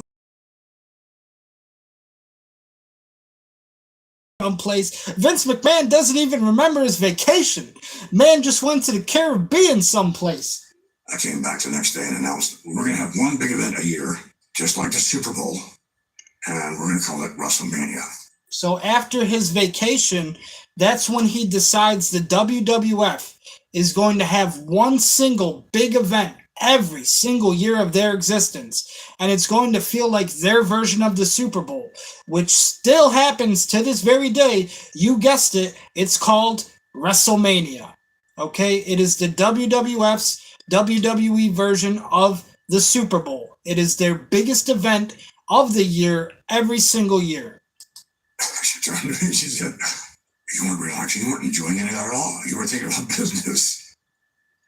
On Sunday afternoon, March 31st, it's WrestleMania. Mr. T risks it all wrestling for the first time, teaming up with champion Hulk Hogan. You will see the greatest production of wrestling ever in the world. Wrestling history will be made. The Woodstock of professional wrestling. WrestleMania was obviously just, again, common sense.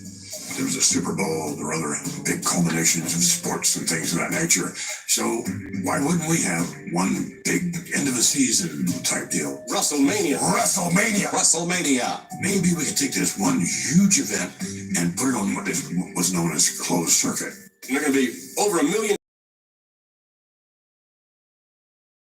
Closed circuit was simply paid money as if it were a live event to come in and watch. That concept today sounds ridiculous, but that's the way it was then.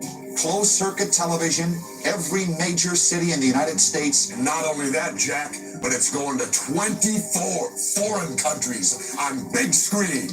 So what closed circuit television was, people would pay money to watch an event at an arena that was shown on a projector. Vince McMahon said it sounds ridiculous. That's technically what movies are, right? You pay money for the ticket. Everybody goes to the theater, and you sit down at the cinema. You watch the movie from the projector. This is a little bit different because it's happening at sports arenas where sports teams play, such as hockey, basketball, football, and whatnot. People are paying money for a ticket to watch WrestleMania on a projector. That's how big this event was. The hype worked so well that Hulk Hogan and Mr. T have been granted the ultimate yuppie honor, co-hosting Saturday Night Live. Mr. T and Hulk Hogan! We got a really big match coming up. Madison Square Garden. WrestleMania, that is. Hulk Hogan. So in terms of publicity in WrestleMania, you want to do. And obviously, closed circuit television has kind of faded away with all the streaming and all the services that you get today, because now people, I wouldn't imagine, would want to, like, unless your team is playing in the Super Bowl, like if the Bills are playing and the Super Bowl is in like Las Vegas or New Orleans or wherever, you know, they would probably pay tickets to go tailgating, go watch it at the arena on like a projector screen, something like that. But I couldn't imagine like wrestling fans today paying money to go watch WrestleMania at their arena when WrestleMania isn't at their arena. You know what I mean? But like the media is, we had it at Madison Square Garden. It's like nowadays, you know, if WrestleMania is going to be in Tampa Bay or if it's going to be in New York City, those arenas are going to sell out. But of course, now we have streaming services, so anybody who doesn't get to see that is just going to be able to stream it and watch it on Peacock or something. This isn't really wrestling. This is wrestling. And John Stossel from one of the networks who wanted to interview some of our performers. John Stossel's there under the premise that he wants to find out if Hulk Hogan's really as popular as the New York Times say. And as we're walking, he goes, "Do you guys use razor blades to bleed?" And I said, "Are you kidding me? Isn't that kind of masochistic?" My head was already carved up from the last couple of weeks. Man, I make a beeline to Vince. I say, "Vince, this guy is not here to find out how popular Hulk Hogan is. He's here to expose the wrestling business." Vince come into the dressing room, and he said, "There was a reporter here that run around asking wrestling."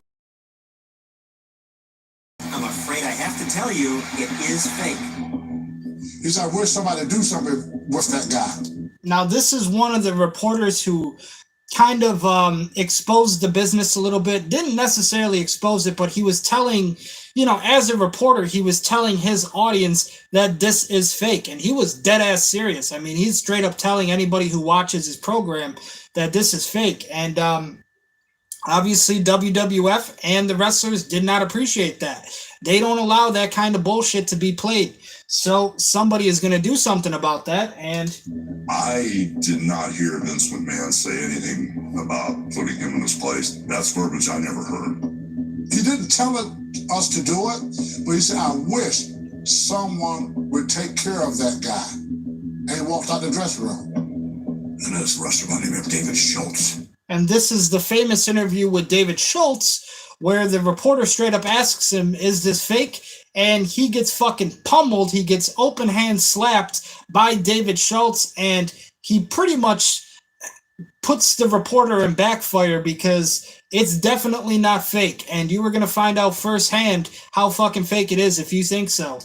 Decided he would step into the shot. I think this is fake. You think it's fake? Out of nowhere, David Schultz just slaps the crap out of Stossel. You think it's fake? He open hand fucking palm slaps the guy and brutally just lays him out on the ground. He slapped him 2 times. And the reporter from that point on probably never said wrestling was fake again after that. Do you remember Vince's reaction to John getting hit? We all celebrated. Not just Vince, everybody. I mean, Dave was getting pats on the back. People was buying him drinks. Well, at the time, we were very protective of the business. Now, you got to remember, this is like early 80s, mid 80s. Wrestling is serious, okay? It is not only serious to the wrestlers, but they also wanted it to be presented serious to their audience, to their fans, okay? They didn't appreciate people thinking that it was fake or trying to expose anything that they were doing behind the scenes. Like I said at the beginning of the stream, back in the day, wrestling was very much a mystery, okay? People didn't know what was happening behind the scenes. And this is some of the reason why they wanted to keep it under taps, okay? Because they did not appreciate people from other sources or other professions coming in and trying to tell their respective viewers that this is what it is when they know absolutely nothing about it. Because wrestling is not fake, it's predetermined. And it's an exhibition, but I can tell you, in the last 10 years, I've had 23 surgeries. It's Hulk Hogan's words. It's predetermined. It's an exhibition. But in the last 10 years, Hulk Hogan himself has had 23 surgeries. Are surgeries fake? Like I said, broken bones are not fake. They are not fake, ladies and gentlemen. These are not action figures. These are real people. In 10 years. So if that's fake, please explain it to me. I didn't get the memo. At the time, you got to realize, David was protecting the business. We loved him until the shit hit the fan. How is it physically? The doctor now says I have ear damage that's probably permanent. Mainstream culture was coming to pro wrestling, but pro wrestling wasn't quite ready for prime time. You see a similar thing on the Richard Belzer show. When Hulk Hogan, who's the most media ready of anybody in that crew, finds himself in this incredibly bizarre and unfortunate situation. Well, apparently you don't know what's going on, man. You must have been let me lay out for you, little dude. Now, these are where a lot of the original lawsuits started against Vince McMahon. But obviously, these were lawsuits from the wrestlers actually protecting their image, protecting their business, because they didn't appreciate, like I said, people from other sources trying to explain to their viewers how it's fake, or trying to expose it actually to their viewers that it's fake. Because like I said, back in the day, wrestling was very much behind the scenes. It was very much protected. It was very much a mystery. Okay, so now, not only did David Schultz just catch, but now Hulk Hogan's about to catch a lawsuit because he's doing his job. He's actually out there to protect his image. He's out there to protect his character, protect the wrestling business. And you got a shit snot-nosed reporter thinking that he can tell people what it is when he's never stepped foot in a wrestling ring a day in his fucking life. I tell you, okay, but get over it. It's tough to take when people are trying to undermine our business. And the thing is, I fear no man. I believe you. Can you dig it? I can dig it twice. Are you a man? What do you think? I really don't know. You want to step outside? Like when Richard Belzer says, hey, put one of those wrestling moves on me. You just tell me, brother, when you wanted to put split on him. All right. Brought him over, I'm supposed to do the front chin lock. How about it, T? Keep like that for a little while. When I let him go, he fell and hit his head. Open head chin lock fucking puts the dude on his fucking head because there's only about 7 minutes left in the episode, but you could see how Hulk Hogan just laid out Belzer. As soon as he puts him in the chin lock, dude falls to the ground. Down the back of his head onto his jacket. But again, like I said, Hulk Hogan was there to protect his character. He was there to protect the business, and they didn't appreciate bullshit like that getting exposed to viewers, and especially coming from people who've never stepped foot in a wrestling ring a day in their life. I do just want to say for the technical difficulties, but it looks like we are back, so we will finish the episode. Only a little over 7 minutes remaining. He hit his head when he fell, and it was bleeding. This was not good. I sued Mr. T, I sued Hulk Hogan, I sued Vince McMahon, I sued the World Wrestling Federation. I sued them all. Yeah, Vince wasn't real happy with me.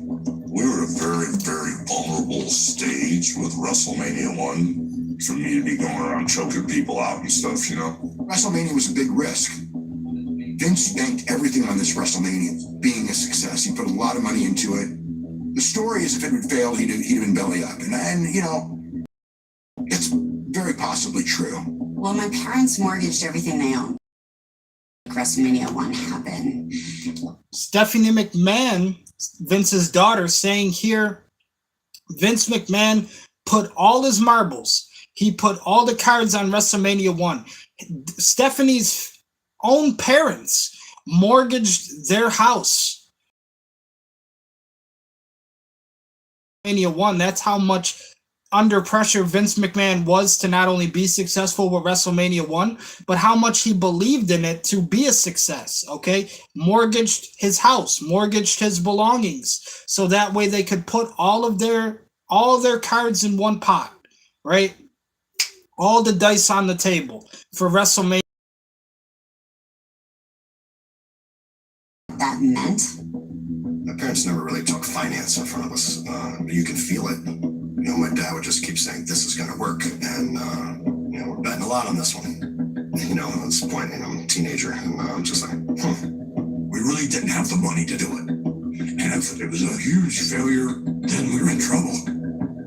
I'd say that's an accurate statement. Welcome, everyone, to Gorilla City Federation presents the wrestling extravaganza of all-time WrestleMania. I knew that if we didn't pull this thing off, that we were completely out of business.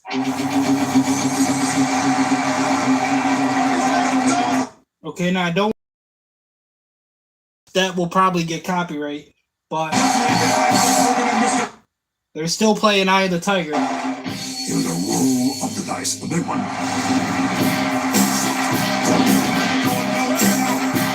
But so everything that night went right. It was a big success. From Vince's perspective, you could not hit a bigger home run. WrestleMania 1 was so successful in 1985, they're still doing it to this day. 40 WrestleManias later, 39 WrestleManias later. We just had WrestleMania 40 to watch along on this channel especially. So it was so successful that night in 1985. We're still doing it to this day, WrestleMania 40 in 2020. Really was the sum of all parts. When you think back to WrestleMania 1, I was trying to make a statement as to what our business really is. We wanted to be all forms of entertainment, all rolled into one. When you have all these extraordinary people from all different parts of entertainment combined, that is sports entertainment. That's what we're about. Perfect storm. This was it. Vince was very excited and very happy.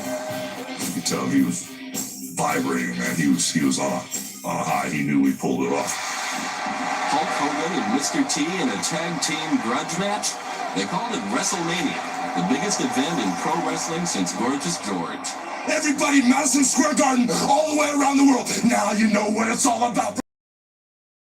Mania, the whole business was looking good. Vince was the strongest, but there was still all these territories still going on. After WrestleMania 1, nobody knew it yet, and these other promoters didn't know it yet, but Vince won the war with that show. I don't know if it was good for the industry. It was good for me and my all I cared about. After WrestleMania, whatever city we were in, all of a sudden, more TV cameras were everywhere in the buildings, and people wanted to do interviews with us. It was such a major success, it really just put a skyrocket on the company. This whole momentum changed the wrestling business from cigar smokers and beer drinkers who want to see buy a ton of merchandise.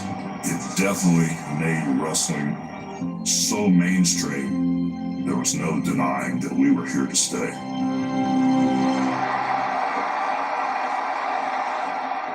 WrestleMania 1 is a huge success.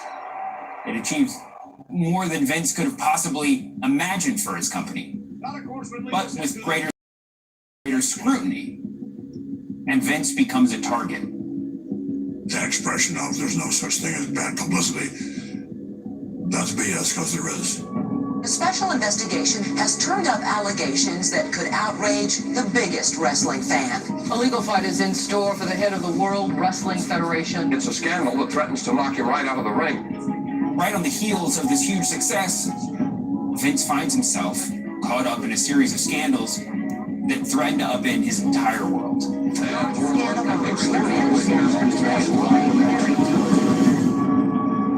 So now, after the success of WrestleMania 1, right after a huge successful event, Vince McMahon has to fight the courts. He has to fight all of these lawsuits coming from all of these scandals, all of these reporters that themselves have just fucking obliterated on television. In 1987, John Strassel settled his lawsuit against David Schultz and Titan Sports, WWE.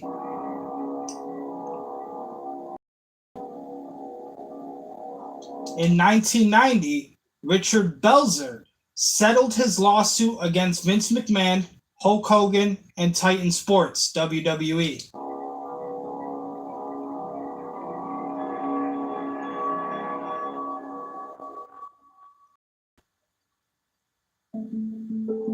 And that is going to be episode 1.